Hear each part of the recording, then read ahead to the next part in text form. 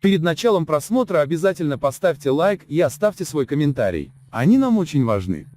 Туркменскую нефть снова будет переваливать азербайджанская Сакар. Азербайджанская нефтяная госкомпания Сакар Трейдинг выиграла тендер на закупку 500 тысяч тонн туркменской нефти месторождения Акарем в 2021 году, передает информагентство Тренд со ссылкой на источники в компании. Месторождение разрабатывает итальянская Eni. По информации издания, туркменскую нефть планируется экспортировать в Турцию по нефтепроводу Баку-Тбилиси-Джейхан. Напомним, что в январе 2019 года Туркменистан сменил трейдера и маршрут экспорта своей нефти через Каспий. До этого нефть переправлялась танкерами через Баку, и ее экспортом занималась азербайджанская Сакар. Но затем туркменская сторона заключила договор со швейцарской компанией Vitol, которая переваливала туркменскую нефть через Махачкалу. В результате конфликта Сакар и Vitol экспорт туркменской нефти значительно сократился. По данным некоторых источников, Vitol предложила Туркменистану более выгодные тарифы, но оказалось, что у компании нет достаточного количества своих танкеров для переброски нефти.